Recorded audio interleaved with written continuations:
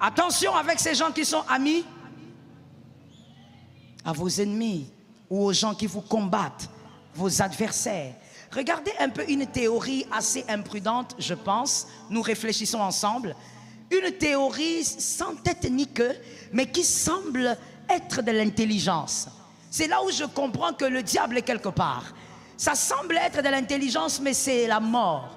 Il y a des gens qui disent, mais attends, c'est pas parce que Jean-Louis a des problèmes avec toi qu'il doit avoir des problèmes avec moi. Si. Pourquoi tu crois que c'est intelligent? Écoute, si Jean-Louis a des problèmes avec Marc et que toi tu es ami des deux, choisis qui est ton ami. Tu ne peux pas être ami des deux. Le diable est l'adversaire de Dieu. Je ne peux pas être ami de Dieu et être ami du diable. Je veux te démontrer pourquoi. Parce que certainement quelqu'un se dit, pourquoi? Moi je vis comme ça, je gère bien. Je veux te démontrer que tu es dans l'imprudence. Si tu ne fais pas attention après Ephata, tu pleureras. Tu vas dire j'étais dans la prière, mais tu vas pleurer après parce que tu manques de sagesse.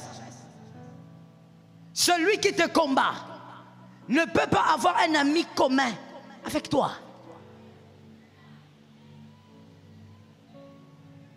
Celui qui est ton adversaire, vous ne pouvez pas avoir un ami commun. Pourquoi il se sent à l'aise de l'autre côté? Il sait qu'on te combat. Pourquoi il est à l'aise? Je suis encore en train de parler comme un humain. Bientôt je vais parler comme un aigle. Pourquoi il te combat? Jean-Marc te combat. Il a même failli t'empoisonner. Mais il y a un certain Matthieu qui est ton ami et qui est aussi l'ami de Jean-Marc. Et ce Matthieu-là, il te dit, mais tu sais, mon cher, hein, vous savez, non? Tu sais que je suis ton ami, mais je suis aussi son ami.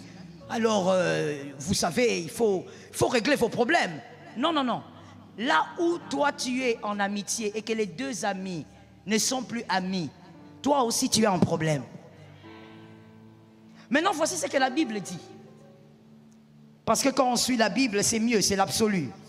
La Bible dit maintenant, 1 Corinthiens 13, 33. 1 Corinthiens 13, 33. Ne vous y trompez pas, les mauvaises compagnies. Tu connais le verset, alors pourquoi tu fais ça? Je t'explique ça de manière simple, parce que peut-être ce verset te complique. Ça veut simplement dire, monsieur, je ne sais pas si vous êtes chimiste et que vous avez expérimenté ça, il faut venir nous démontrer, parce que jusque-là, moi, je n'ai pas encore vu ça. Je n'ai pas encore vu une pomme pourrie, une pomme bonne, restaurer la pomme pourrie. Je n'ai pas encore vu ça. S'il y a quelqu'un qui a déjà vu ça, il peut dire, moi j'ai déjà vu. Hein. Vous avez une pomme qui est très bonne. Vous la mettez dans un même bol avec une pomme pourrie. Vous les laissez ensemble. Après quelque temps, qu'est-ce que vous trouvez? Qui a pourri l'autre? Le pourri. Pourquoi le contraire ne se fait pas? Toi qui dis que tu peux être ami des deux, pourquoi tu ne comprends pas ça? La Bible en a parlé il y a des années. Aujourd'hui, jusqu'à aujourd'hui, tu ne comprends pas ça? Tu ne peux pas fréquenter les deux. Pourquoi? Parce que si c'est Marc qui te combat, celui qui est ami à Marc, son cœur finira par être détruit par ce que Marc lui dit sur toi. Cet amen, c'est l'amen des hommes qui sont sages. Ce qu'il va entendre, oh je te dis, ce qu'il va entendre va affecter son cœur. Même s'il reste ton ami, son regard envers toi va changer. Il ne te le dira jamais parce que le cœur de l'homme est comme ça. Il va le cacher, mais son cœur a déjà...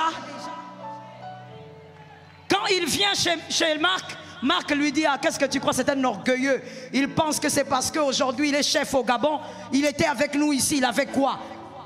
Quand il te quitte, il vient vers toi. Regarde maintenant l'attitude de votre ami commun. Il va commencer à parler avec toi, mais en t'observant. Même les choses dont il ne faisait pas attention, il va commencer à faire attention. Il va commencer à vérifier si ce qu'on lui a dit là-bas est vrai. Et son regard va commencer à changer envers toi. Même quand tu l'appelais, oh, mon frère, viens un peu. Il te regarde et dit, doucement, je ne suis pas ton petit frère. Mais je t'ai toujours appelé comme ça, ce n'était pas un problème.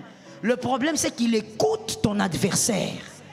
Attention à celui qui a les oreilles sur ton adversaire. Quand quelqu'un a choisi librement, vous êtes adulte, quelqu'un a choisi d'être avec ton adversaire, prends quelques coudées entre les deux. Décide-toi de t'éloigner des deux. Est-ce que quelqu'un m'entend? Il y a les gens, surtout les gens qui sont trop sociaux. Vous souffrez beaucoup pour assainir votre entourage. Mais mon frère, la vie n'est pas comme ça. La vie est faite de sagesse, sinon un jour tu n'auras que tes yeux pour pleurer. La Bible, la parole de Dieu, la foi, Dieu lui-même, il ne t'aidera pas à faire ce que tu dois faire toi-même. Il ne le fera jamais. Vous savez pourquoi? Dieu est un père très responsable. Il laisse le fils faire ce que le fils doit faire. Est-ce que quelqu'un m'entend?